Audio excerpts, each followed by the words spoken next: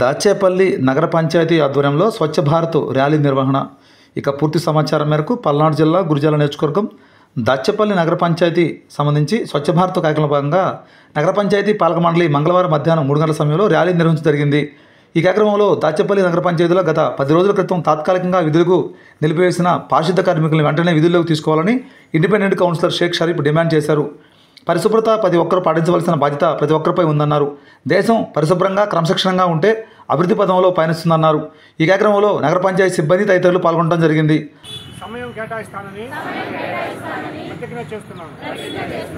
నేను సంవత్సరానికి 100 గంటలు, వారానికి 2 గంటలు స్వచ్ఛందంగా పరిశుభ్రత కోసం పనిచేసి పరిశుభ్ర ఆంధ్రప్రదేశ్ సాధించే సంకల్పానికి కట్టుబడి ఉంటాను.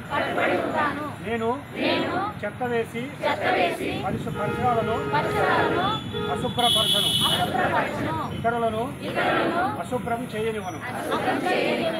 నేను నా కుటుంబం, నా ప్రాంతం, నా ఊరు మరియు నా పని ప్రదేశాన్ని పరిశుభ్రంగా ఉంచుతాను.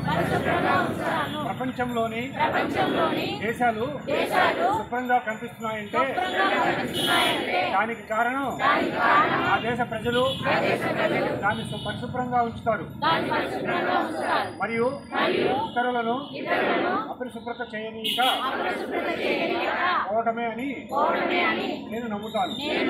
ఈ విషయంలో నేను వీధికి, గ్రామానికి మరియు ప్రతి పట్టణానికి స్వచ్ఛాంధ్ర కార్పొరేషన్ తద్వారా స్వచ్ఛ భారత మిషన్ సందేశాన్ని ప్రచారం చేస్తాను.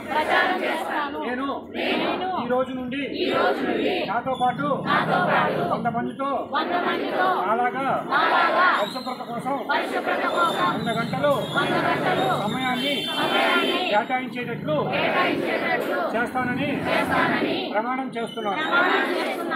పరిశుభ్రత వైపు నేను వేసే ప్రతి అడుగు నా ఆంధ్రప్రదేశ్ రాష్ట్రాన్ని మరియు నా భారతదేశాన్ని పరిశుభ్రంగా మార్చడంలో సహాయపడుతుందని నేను నమ్ముతున్నాను.